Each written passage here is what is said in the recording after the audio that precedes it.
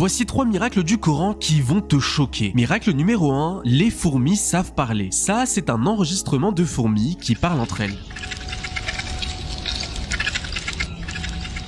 Et ça, c'est un verset du Coran qui révèle que les fourmis parlent. Et c'est des scientifiques de l'université de Paris-Sud qui ont découvert en 2009 que les fourmis utilisent des sons pour échanger des informations importantes. Et le Coran l'a mentionné 1400 ans plus tôt, alors partage cette vidéo à tes amis. Miracle numéro 2, les cheveux des enfants peuvent devenir gris. Dans le Coran, on peut lire que le jour du jugement sera un jour si terrible et angoissant que les cheveux des enfants deviendront gris. En 2013, des chercheurs de l'université de New York ont prouvé qu'un stress intense peut provoquer le grisonnement prématuré des cheveux. Ils ont découvert que les hormones libérées en cas de stress détruisent les cellules pigmentaires responsables de la couleur des cheveux. Miracle numéro 3, les nuages pèsent extrêmement lourd. Ça peut paraître contre-intuitif puisque les nuages... Bonjour les enfants, aujourd'hui, comme vous l'avez compris, nous allons réagir à une petite vidéo qui prétend montrer des miracles scientifiques du Coran.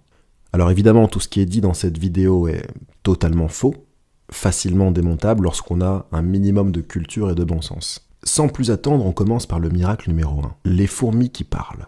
Il est dit dans le Coran, sourate 27, verset 18, « Une fourmi dit « Ô fourmis, entrez dans vos demeures ». Le problème ici, c'est que le Coran raconte qu'une fourmi parle comme un être humain.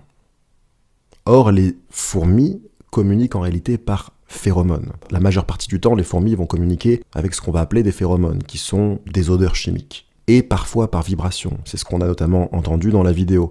Mais en aucun cas, c'est un langage articulé comme celui de l'homme. Et donc, présenter ce verset comme étant une révélation scientifique est absurde. Il y a plein d'autres animaux qui communiquent entre eux. On peut penser aux ours qui vont grogner, on peut penser aux chevaux qui vont hennir. Bref, il n'y a pas besoin d'être Einstein pour comprendre que les animaux et les insectes communiquent entre eux. Dire que les fourmis parlent comme l'homme avec un grand H, c'est un peu comme dire que les animaux parlent lorsqu'on a écouté ça, lorsqu'on a tiré ça des fables de La Fontaine. Je ne sais pas si vous vous rappelez, quand vous étiez petit, on vous demandait d'apprendre des fables de La Fontaine. Eh bien, c'est un peu la même chose. Il y avait des animaux qui communiquaient entre eux, il y avait le corbeau, le renard, etc. Mais en réalité, il n'y a rien de miraculeux dans tout ça. C'est simplement une énième histoire imaginée par l'homme. Miracle 2, les cheveux des enfants deviennent blancs sous le choc. Sourate 73, verset 17, il est dit dans le Coran, « Le jour où les cheveux des enfants deviendront blancs ».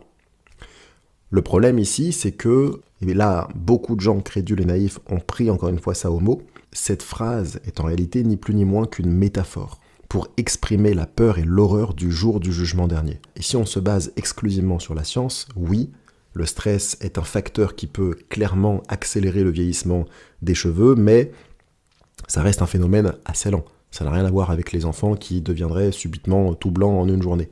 Donc là, encore une fois, il n'y a rien de miraculeux, c'est juste une énième exagération poétique. Miracle 3. Les nuages très lourds. Sourate 24, verset 43, il est dit dans le Coran, « Dieu pousse les nuages, puis il les rassemble, puis il en fait un amas, et tu vois la pluie sortir de son sein. » Le problème ici, c'est que depuis toujours, les gens observent que les nuages donnent de la pluie. Il n'y a pas encore une fois besoin d'être Einstein pour comprendre que la pluie provient des nuages. Il n'y a pas besoin d'un miracle pour ça. Et le texte parle uniquement de nuages lourds ou chargés.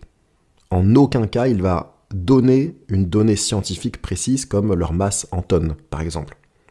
Donc là, encore une fois, il n'y a absolument rien de divin, rien de miraculeux, et c'est juste une observation banale, que n'importe quel être humain aurait pu faire à n'importe quelle époque.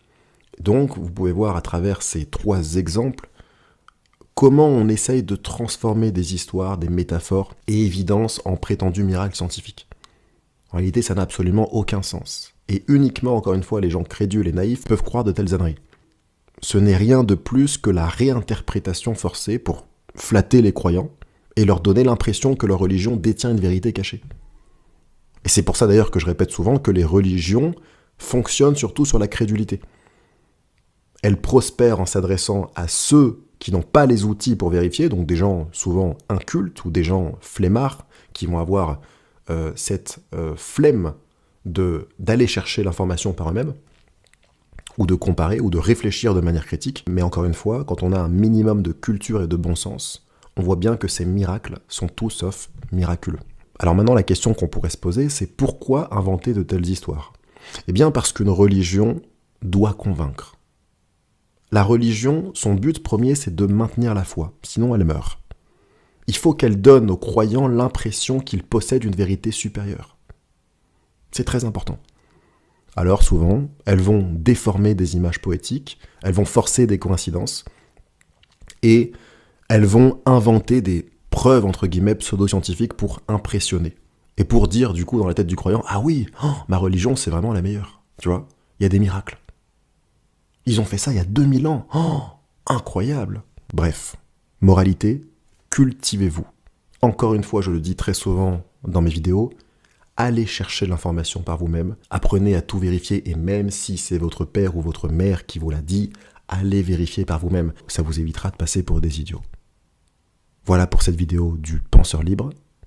N'hésitez pas à me dire ce que vous avez pensé de tout ça dans les commentaires.